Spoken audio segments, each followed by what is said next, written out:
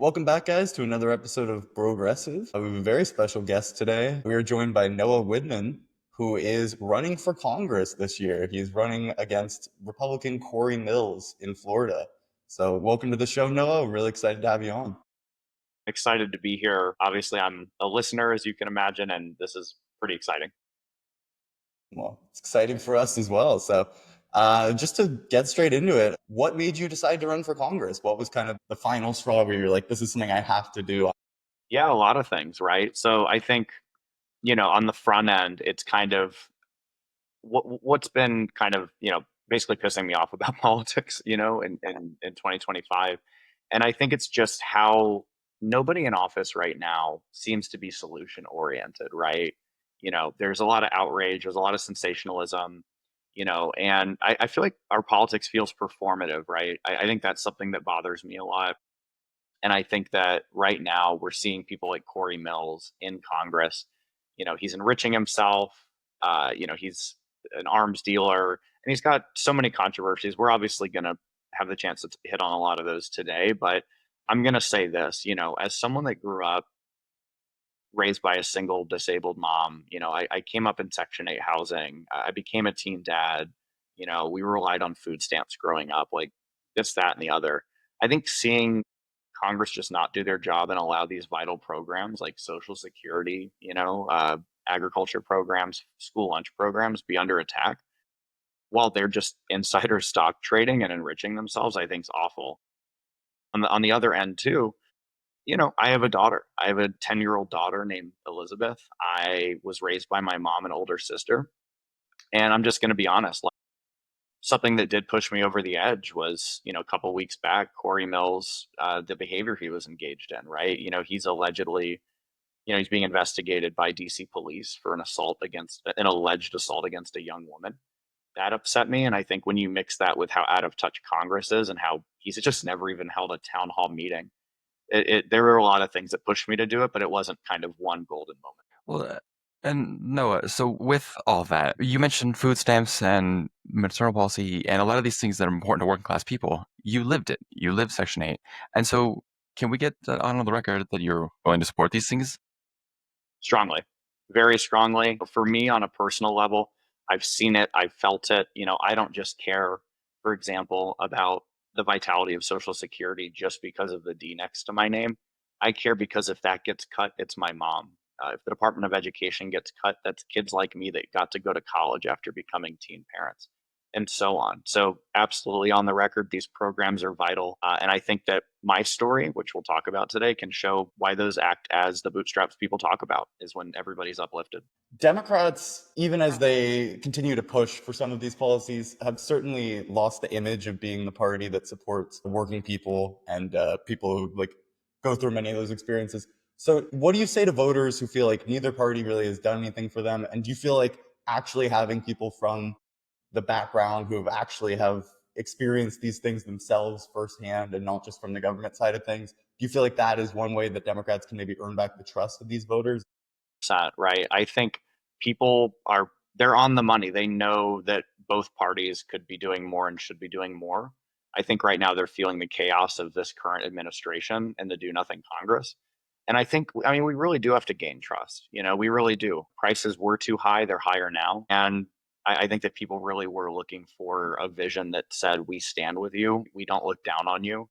And I think it's also important for us moving forward to honestly tell people. I mean, like so many folks that I know right here at home, a lot of people that voted for Trump because they thought costs were going to come down and that things were going to be like 2019 again. I think that there's a real opportunity to win folks' hearts and minds just by telling the truth and being normal. Being normal can never be underrated. We're talking a little bit about some of your experiences. If you could just give our listeners a little bit of a rundown of like your experiences leading up to deciding to run for Congress. I know that you grew up in Florida, becoming a father at a young age. I know you had written about that and how important that was to your experiences, and ended up at Georgetown. If you could tell us a little bit about that and how that maybe has shaped your worldview as well. Yeah, thanks. I was raised in Central Florida by, like I had mentioned, by a mom by herself. She's disabled. She still relies on Social Security to this day. And growing up, we didn't always know where the next meal was going to come from. We didn't know what was around the corner. I used to joke, when you grow up poor, if the shower head breaks, you just become a bath person, right? And so I think my whole life I had to learn how to adapt, how to make things work, and how to understand, the importance of community, family, and just normal approaches to kitchen table issues. And you're right, I became a dad really young. So I was the captain of my wrestling team in high school. It was one of the first to finish high school in my family. And in high school, relied on things like free school breakfast and lunch. And that's what helped keep me energized and focused and healthy during the school day, and was able to work hard in the wrestling room. And I earned a scholarship as the first in my family to go to college, right? And on the first day of class, it was pretty cinematic, actually. I was about 50 feet from the building to go into my first college classroom. And that's when I got the call and found out I was going to be a dad. And, I dropped out right away. I moved immediately back home to be with my daughter's mom, be with my family, make it work. And, I started working for Sonic Drive-In, flipping burgers, and went from there to bagging groceries to so many other, jobs in between, and eventually ended up at the fire department. Right. And did a lot there. My first memory was seeing EMTs and paramedics save my mom when I was 4 years old. And I think for me, that was a moment that kind of always stayed with me and always touched me. I mean, public health care and, first responders have always been such a deeply important part of my life. I mean, we even knew these folks, these first responders, on a first name basis when they would come by our house, right? So that was huge for me. I did that, did quite well, loved the work, even though it was obviously difficult. And I did 5 13-hour night shifts a week, and then community college in the mornings. I knew I wanted to try to go back to college for my daughter's sake. So I wanted to make sure I could get the best career possible that fit my hopes and dreams, and more importantly, hers. And, after 2 years, I was ready to go to UCF or UF because those were my dream schools for my whole life. And I unexpectedly got into Columbia and took that opportunity, moved to New York with 20 bucks in my pocket. I didn't even own a laptop, and managed to do well there, earned a scholarship to Georgetown for law school, did well there. And now today, I'm sitting here on the Brogressive podcast, which is amazing. And I'm an attorney. I do a lot of things, but I'm most proud of my pro bono work where I help folks on Social Security appeals, people like my mom, that have fallen through the cracks and that need a leg up, getting the benefits they've worked so hard to earn their whole life. No, I gotta say, it's one of those things that you read in the news all the time about members of Congress being millionaires and having more money than God. But I really appreciate someone like you actually throwing your hat in the ring. I know it's difficult, and I know it's going to be a long slog. It's going to be a lot of energy. It's going to be a lot of time, and it's going to be just going through the trenches. And I just want to say thank you first and foremost for being the guy to step up. I mean, that's really just kind of inspiring. More importantly, I'm really kind of happy to know that someone who's normal is actually going to give a shot, right? Someone who knows what it's like to go to the grocery store and put things back because it's too expensive, right? To know what it's like when you go to the grocery store and you point at something and your mom goes, no, no, we don't have the money for that. Like watching her well up in tears, right? It makes me really, really proud to know that someone like you is running like that. Anyways, off to you, Ben. Yeah, so I mean, you talked a little bit earlier about how you feel like a lot of politics today is very performative. And so I'm wondering, like, with that experience that you would bring to the job and actually having experienced it firsthand, knowing the real world impact on actual human beings of these policies, if you feel like, I mean, obviously this will be your goal, but I wonder if candidates like you are maybe a way we could get politics away from such a performative style and towards like delivering actual results. I mean, I know Corey Mills, like he voted to impeach Biden, Merrick Garland, and he picks all these very political Fox News, go viral and increase his name recognition, things to talk about. So I wonder, is that something that you plan to focus on this campaign and really like actually delivering hard results to the voters? And yeah, if you could talk a little bit about that and how you feel like your experience could be a good contrast to Mills. Contrast is, I think, the key word here. I'm from here. I don't live in a Virginia mansion, and I'm not an out of touch person trying to use the office to enrich myself. And I think that number one is gonna come through. And I think also that what it's really about at the end of the day is doing the job. Like somehow that's a controversial idea these days, that just getting work done, no matter if it's a right idea, left idea, just having solutions to real issues. Corey Mills, all the votes you talked about, he's taken all of those. None of them made rent or mortgages cheaper. None of them made groceries cost less. None of them made wages higher. And none of them helped small business owners, right? His job title is lawmaker, and over 90% of the bills he sponsors don't become law. I mean, imagine if you had that sort of a fail rate in any job or as a student, you'd be in a lot of trouble. And so, I don't know. For me, it's about actual solutions, getting things done, and just electing normal people to Congress, people who've actually seen the same paycheck week after week as the grocery bag gets smaller, right? People that understand the stakes. I just don't think an out of touch arms dealer with all his controversies and ethics investigations against him for enriching himself. I just don't think that that's someone who's doing the job, who's doing the hard work. So that's kind of a little bit about the approach. I mean, there's a lot of material there. He's not somebody that does the job. Somebody asked me the other day, hey, like what sort of prior experience with Mills do you have? And I answered truthfully, it'd be hard to have any considering he's never held a town hall once. So, And so in that vein, can you talk a little bit more about what you're going to do differently? I like the idea of the grocery bag. So in helping people with their grocery bag, what's your vision? What are your goals? I mean, everybody has a different approach, and I'm not here to talk the nitty gritty. I'm here to talk about what your goal is with that. yeah. I mean, my goal, both campaigning and when we win, when we win this campaign, is going to be delivering. It's going to be showing up. So people like Mills, people like this current do nothing majority, they're not showing up and doing their job. And I could certainly talk about policy issue by policy issue. And again, there really is a lot there. Healthcare costs more and more. Businesses are having to make tough decisions. And, I can't help but think about all the single working moms out there like mine who have really, really, really a lot more pain right now for no reason.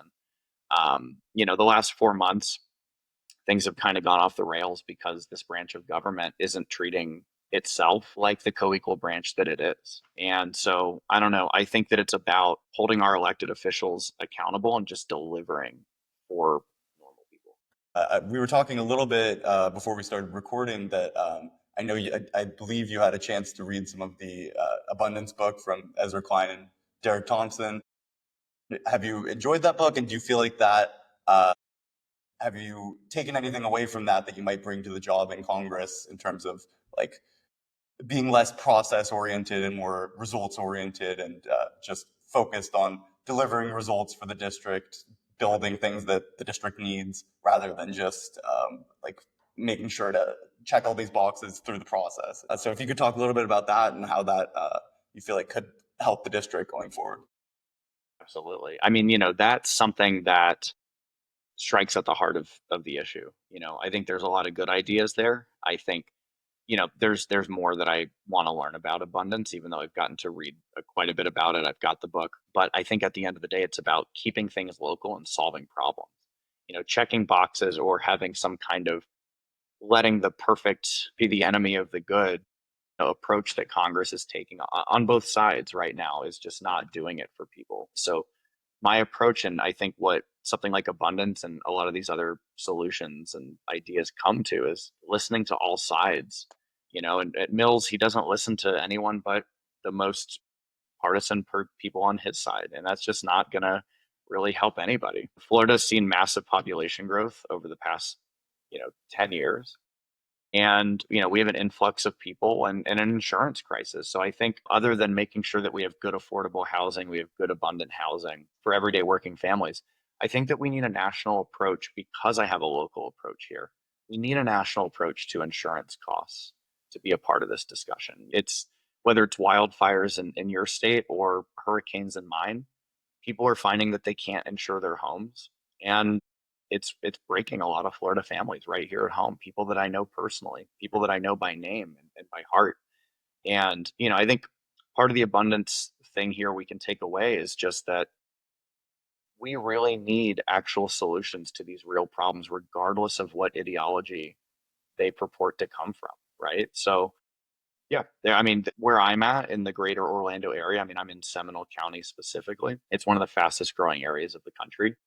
So are places like Austin, Texas, but they've managed to bring some of their housing costs down. So we need to look at all hands-on deck approach here and make sure that we actually kind of get something done for people. So that's kind of my takeaway from abundance. I think I really like the idea of pragmatism, to be honest. I think it comes through. Well, and it's good to hear because it's like too many times we get bogged down of just you're a bad idea because of what you said, which I mean, it's a logical flaw. You can't just attack someone's character, go, well, I don't like what you said because I don't agree with all this other ideology or your bad character. It's good to hear that you'd be willing to cross the aisle, right? That's what I'm hearing. If it's a good idea, it doesn't matter if it comes in red or blue. It's a good idea regardless. It feels like some of this abundance stuff would lend itself to maybe a bipartisan approach. I mean, I know there are like even Bergman or I can't remember his name right now, the guy who ran for president and is now like Interior Secretary. Even he's like a pretty big YIMBY from what I've heard. So I wonder if that's an opening for someone like you who's elected in such a like swing district to work with Republicans potentially even to get this done. It could be and it should be, right? I think that the idea, it's not just that we're going to stand up to this administration on the bad things they're doing. It's that we want to have the honor to work with anybody to actually have solutions and have things get done. Yeah, I know that Bergam, he's expressed some interesting ideas on some of these points. And so, quite frankly, if we could just have a good positive outcome for the people right here at home, I'd work with anybody to get that done. Well, I think that's really important to hear because it's one of those things when you have too much animosity between one or two, it's like then who's the one who pays the price of that, right? It's the People. people like, yeah, it was people like you. It's the people like your mom. It's people like my mom. It doesn't matter who you are. It's like you're just the one sitting there going, please, like when I go to the grocery store, the bill is $200 and food stamps doesn't cover that, right? Food stamps is $294 a month. And it's like, okay, well, great. I bought frozen chicken and potatoes and that's $40. Poof, gone. It's important that we actually work on these substantive solutions and more importantly, boot the people out that aren't willing to work on those. But in that same vein, no, I know there's a lot of other issues that are important to you, but to the people of Florida, you said healthcare access, insurance, but talk a little bit more about job creation, job growth. I know that one's a little bit off topic, but young people, right? Young people are feeling stagnated, and you yourself are way younger than your competitor. So where do you see yourself in that role in driving a new generation of growth?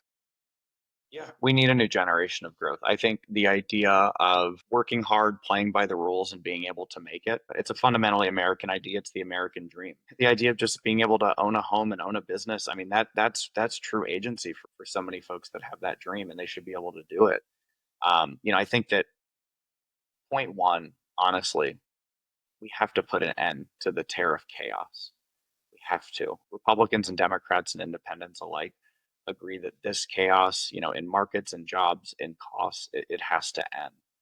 I was just talking to somebody, for example, about this uncertainty in planning for her small business. She owned a frame shop for, picture frames, paintings, right? And she was telling me she didn't know if she should panic buy in bulk a bunch of her materials, including raw materials, ahead of these tariffs. And then she said, even if I do that, where am I going to store them and how am I going to afford some additional unit? How am I going to make sure that it's actually the amount I need? That chaos is bad. My sister, she's right in Castleberry. She cuts hair. She's got her own hair studio. Same thing with her. And like, that's even scarier in a sense because some of these, clays, sprays, putties, hair products, some of them are going to potentially go bad if you get too many of them, right? And so that's something that is tough for her and even tougher for people that own restaurants. I think that Yeah. we need to have an approach for small business owners to be able to make it and to be able to actually be a fundamental part of their community. And I think people in our generation, younger people, we want to see a resurgence of Main Street, right? Especially in an era where Wall Street's getting away with everything while mom and pop shops keep disappearing. So frankly, I want that to be easier for folks. I want that American dream to be alive. And I think whether you're 27 or 67, people just want to make it. Absolutely. Well, I think that hits on something key with the tariffs as well as the uncertainty of it. Like, it'd be one, I mean, it would be bad enough if he was just proposing these policies and it was very clear that these are permanent or temporary, but it's so much mixed messaging that it really can't achieve any goal for that. I mean, if the stated goal is to have all these businesses decide to bring manufacturing back to the United States, they're not going to do that if they think there's a good chance Trump's going to change his mind in 6 months and it all would have been for nothing. And the same is true for buying up a whole stockpile. So you talked a little bit about this, but is that something you're hearing a lot from your district? from the voters you talk to? Like, are these tariffs an important issue to them, I would assume? And are there any other issues that you're hearing, like on the top of minds of voters of Florida's 7th congressional district? Yeah, it's coming up a lot. I was talking to one of my former history teachers, from when I was in middle school, and he said, wow, I never thought that something like civil service reform and the tariff would be a 2020s era problem. And it is, right? I mean, on the ground, people that voted for Trump, not for Trump, or didn't vote at all, they're worried about the tariff. They're worried about rising costs. It simply costs more to do less right now. And I think that that's a problem. A lot of people want that to be reversed. They're worried about that. They're worried about having insurance for their home, like I was mentioning. They're worried about, if they own a small business or aspire to, they're worried about that being less possible every day. If they work in retail or they work 2 jobs like way too many people have to, they're worried about being able to pay the bills. And, those are huge issues along with healthcare costs. I mean, quite frankly, you're seeing people with the same paycheck be expected to pay more for medication that if they don't take it, they're going to die. I mean, that's a huge problem. So I think that people all across the spectrum are really just looking for solutions that are going to make it easier to just live. And that doesn't have to come from one specific ideology or the other. It just has to come from common sense.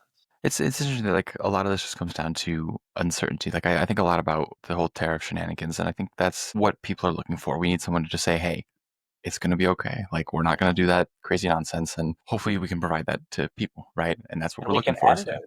We of can course, end the tariffs, right? I mean, IEPA back in '77, the law that Trump's utilizing now to raise costs for everyday families, you know, that was enacted for a specific purpose. Congress does have the power to put a stop to these tariffs, and that's what I intend to do.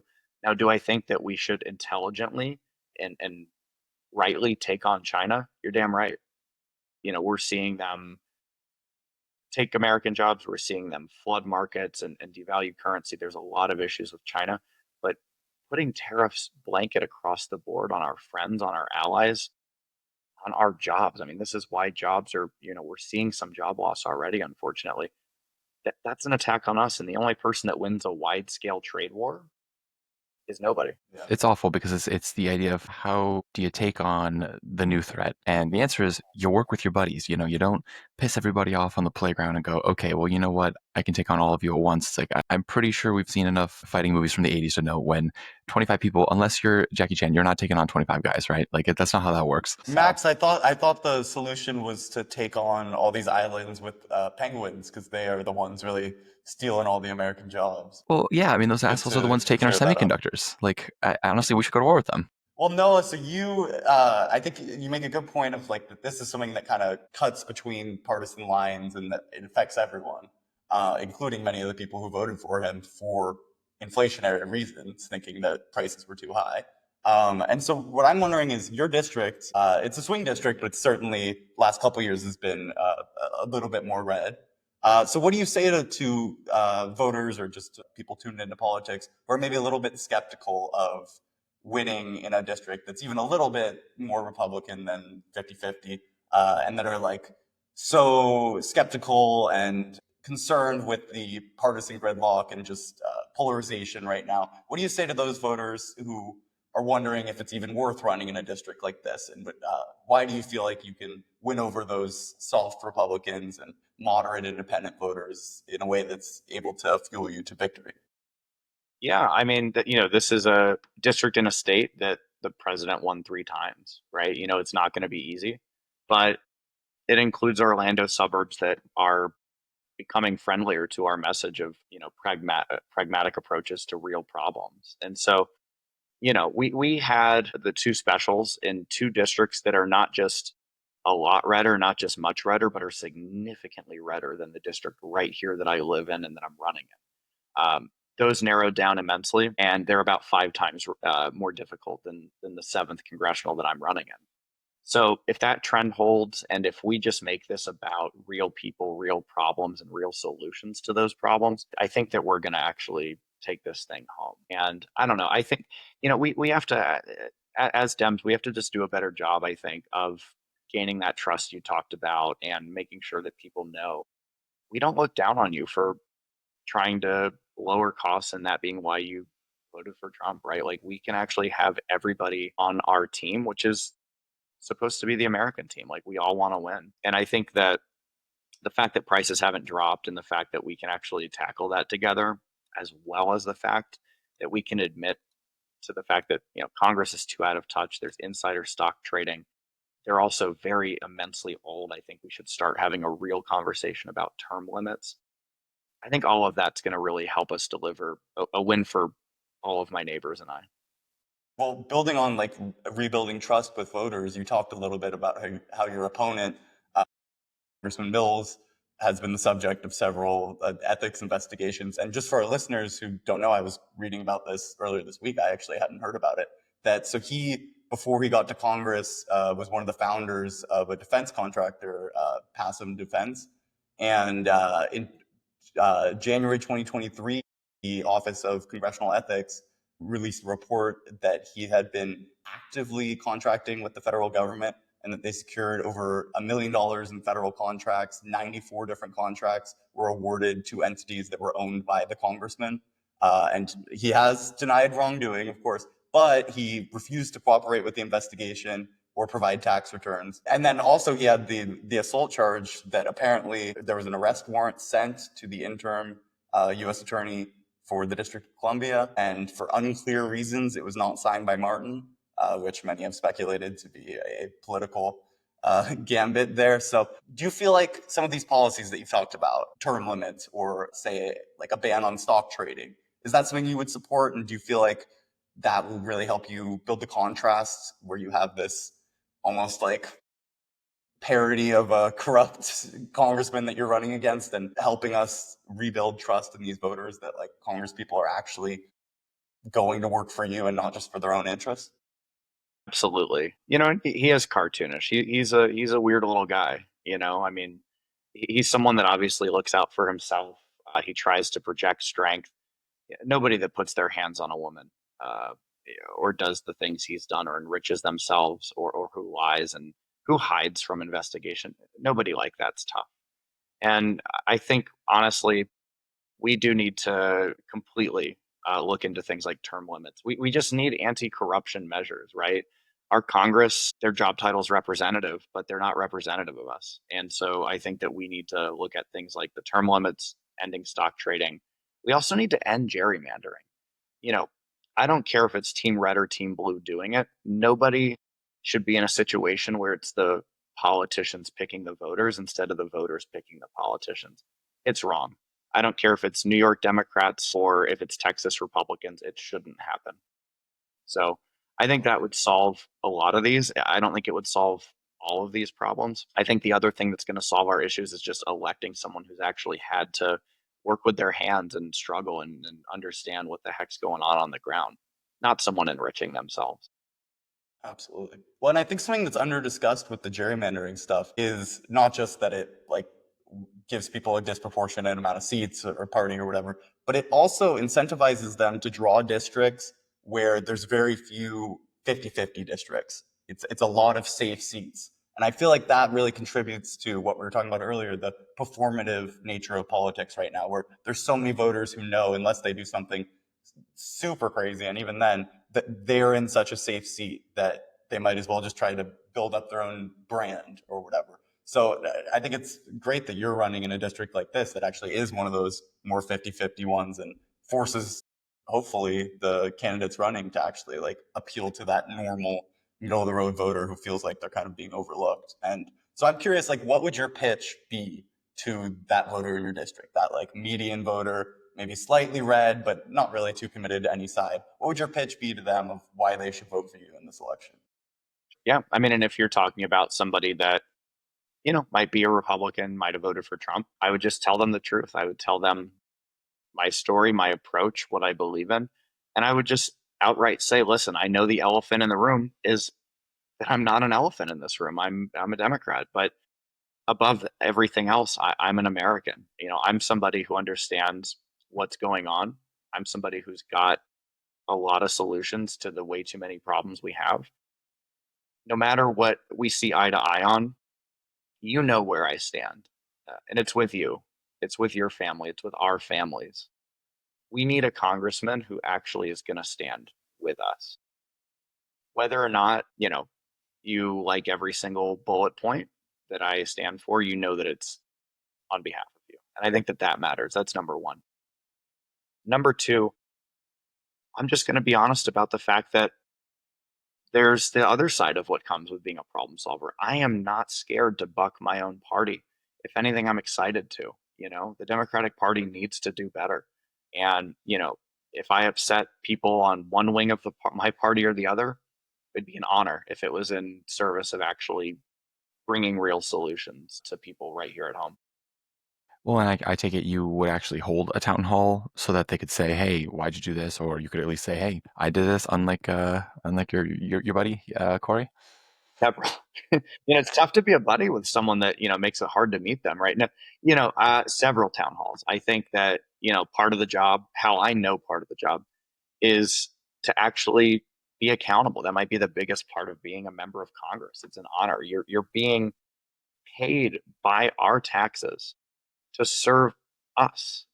That's supposed to be the point of the job. I'm not a coward. I'm not someone that projects toughness and isn't actually tough. I would hold town halls and be excited to be, yelled at by people that disagree with me. I think that that's a big part of the job, and we need someone who's willing to hear dissenting voices, concerned voices, and of course, we're going to need somebody that's actually willing to just stand up for us. So, yeah, I would hold several town halls. Right. Well, and in that same vein of town halls, I've been thinking a lot about, communications and meeting people. It's like, okay, digital town halls, I think would be a good thing too. Do you plan on hosting things like live streams? Or I've been thinking a lot about meet the member where it's like, hey, we host live streams like just kind of like Twitch. I mean, if the biggest streamers on Twitch and YouTube and yada yada yada, they're just these personalities that you talk to. It's like, why not that? You know what? Not everyone wants to go to these town halls because that's for people who are retired and people who have the money. Like, I don't know about you, but I work evenings. Like, my schedule is weird. I work from like 1 to like 7. So if it's a town hall at 6:30, I'm not gonna make it. So what would your thoughts be on like digital town halls or other ways that they can meet you? Yeah. The truth is that you're pointing out a real problem, right? Like, it's not just that sometimes town halls are inaccessible or at bad times or they're too rare. You've got people like Mills not holding them at all. So I wouldn't just hold several regular in-person town halls, on the campaign. And more importantly, once I'm a congressman, probably serving my friends and family right here at home. I'm going to hold alternative, versions of those, whether they're digital, whether they're, online, in person. I think that that's what people need. And so, I think that that kind of approach is just going to make it easier to be accessible, easier to hear the concerns of people I'm here to represent. So the answer is a resounding yes. Awesome. Well, it's great to hear there's someone running for Congress who understands that the job title is representative. But so on your campaign, a little more broadly, I know this is going to drop a little bit after your launch date. And so how has the process been so far of like building up the campaign? How's it looking in the first few weeks of getting started? And what would you say, like, you feel like your path to winning is, and maybe how our listeners can get involved and help flip this seat? Absolutely. The whole basis of the campaign is just to have a good, ordinary person from a working class background in Congress. We need that perspective. We need a good grassroots sort of approach. Our current leaders, they don't know the problems that every American's facing. They don't know the issues that are facing those of us that are under age 35. And on the flip side, they don't really seem to care about the people that are trying to prepare for retirement. So it's an all hands on deck approach that way. I think at the end of the day, it's going to be about all of us coming together. It's going to be about all of us turning out good people with a good message of delivery, right? Of delivering for people right here at home. For those of you listening, I hope you go to noahforflorida.com. We need you. We're not taking corporate money. I'm not a multimillionaire international arms dealer under multiple investigations. I'm not somebody that can do this without you, right? So if you're able to go to noahforflorida.com and chip in, that's what's going to make this possible. It can't happen without all of us. Because united we do this, divided things stay the same and get worse. So that's our approach. It'd be an honor to have all of your listeners right here on deck with us, because That's the way we change the country and get a new generation of leaders that we know we deserve. So when is the Active page going live? I was going to say, is that still going to be happening, or is that banned? I hadn't checked.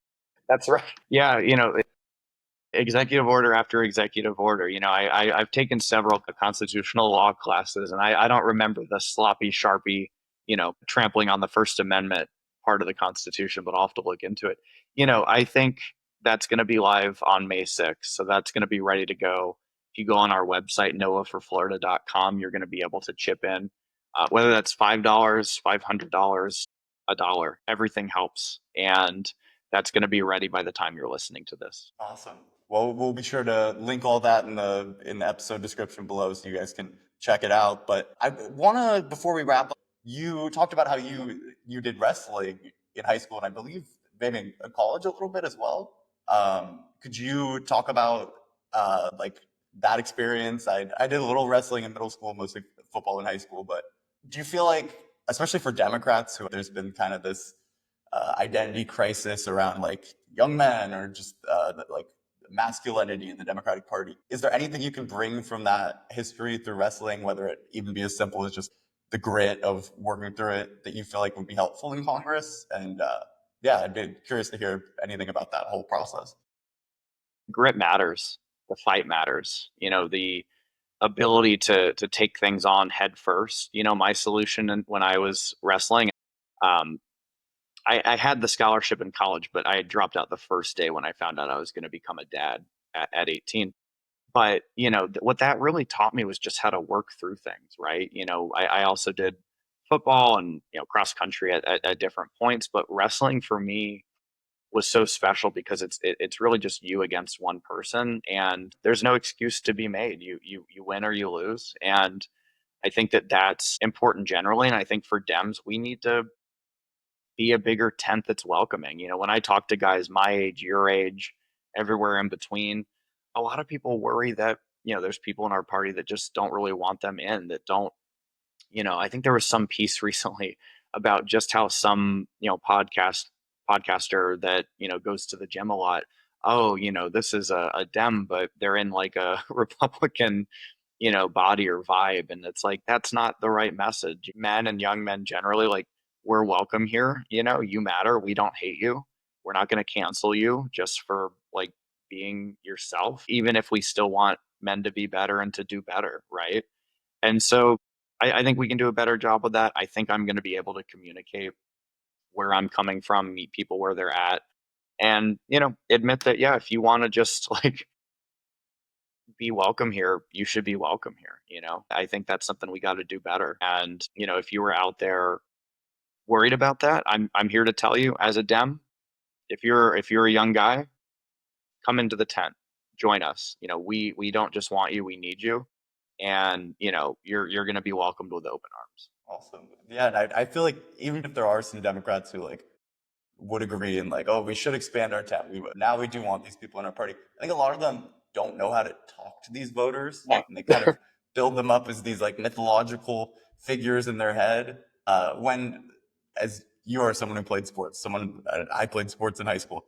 I feel like it exposes you to a lot of these voters that then now it's kind of weird to read about it in the news as people talk about it, and I'm like, I always call them the barstool Republicans or whatever, that they're not very partisan. They do not have like really super strongly held like conservative beliefs on tax policy and cutting Social Security or whatever. And I think I loved like Pete Buttigieg went on the Andrew Schultz Flagrant podcast the last week, and I really felt like that, like it reminded me so much of so many political conversations I've had with friends of mine who really fit into like the mold of all those hosts on that show, and that when you go there and you don't have to like do some fake appeal to them and be like, oh, I came out with my gun and camo on and whatever. Like he was himself, and they would tell jokes that like probably 5 years ago many Democrats would have been like afraid to be in the same room, and he would laugh at it because it was funny or somewhat funny.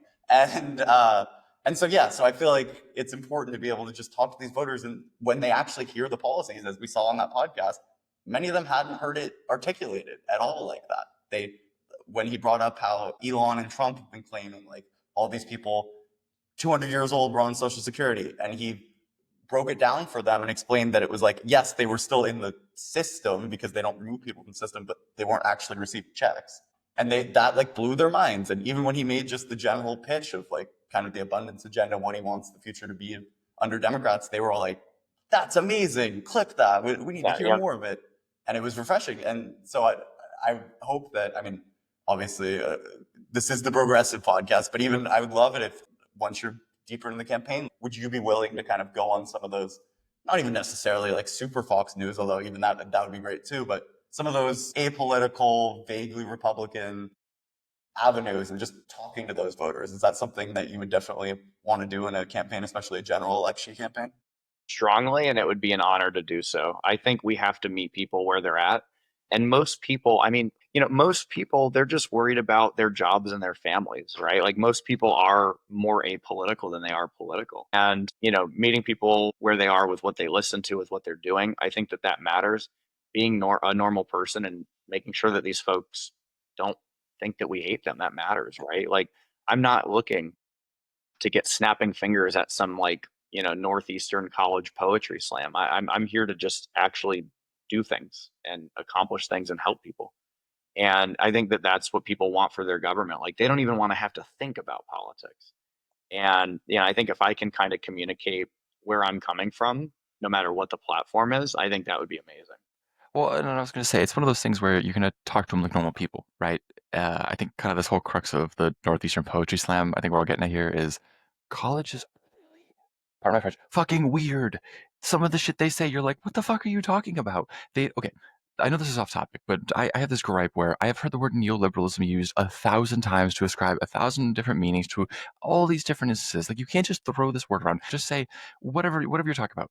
All right, you're gonna talk to him, be like, hey, the rent's too damn high, the groceries are too damn expensive. That's right. Your 4K that he torched with a bunch of stupid ideas, I'm not going to do that. And I think that's really what people want. They want someone who's normal. Talking like normal people. And that doesn't necessarily mean super dumbed down, but that just means not like the lived experience of all this academia language that I think still poisons a lot of Democratic circles. It poisons the well. It poisons the well badly because, if you want to have a working class party, if you want to have working class voters, you sure as hell better have working class views and welcome working class voices. Like, when I was with the fire department, if I started talking about lived experiences or XYZ space of some kind or whatever other issue or abolish this or that, none of that would, like, people would look at me like I had three heads because it'd be a weird thing to say. And I think something else we have to do is just do a better job at saying what we're trying to say, right? Like if you say something about, I don't know, like highways are X or Y or Z, bad thing. Well, why don't you explain what you mean by that? Right? Like if there was a policy that directly hurt people, just say that. You don't have to like use very inflammatory words to describe what you're trying to say. And so, yeah, meeting people where they're at and being normal, that'd be pretty damn refreshing. Yeah. Normal Noah. Yeah, normal Noah, right? That's the slogan.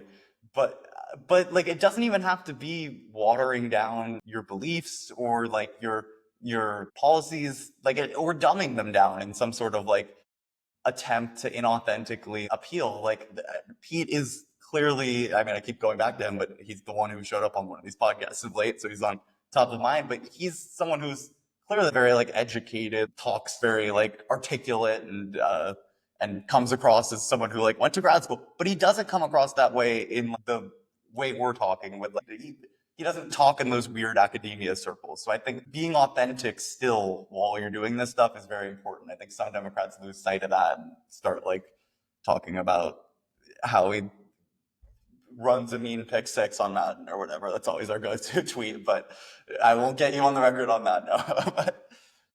Well, I don't want to hold you too long. I know you got a lot going on right now. Super busy time, super exciting time. It was great to have you on, and we're really excited about this campaign. We will be sure to link all the information below and make sure our listeners can help you out any way they can. And yeah, so if you want to close this out and plug anything that voters or our listeners should know about this race, and just yeah, thank you for coming on. Thank you. I mean, I'd end it with this.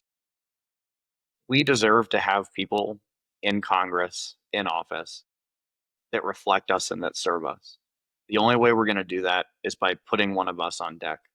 We need a victory for us, the regular people, the working people, the people who don't always know, what's going to be around the corner. We deserve that kind of certainty from our leaders. And I believe that you can't be what you can't see. And so if we are hoping to have a government that actually gives a damn about us, we sure as hell better vote for one of us. So please, make it happen across the country, not just in my district. Let's vote for good, normal people who are going to deliver change. And it'd be an honor to have you join my team at noahforflorida.com, which I've said a lot of times, but thank you for letting me do that plug, and thank you all for listening. Well, Noah for Congress. Well, thanks so much for coming on. Thank you.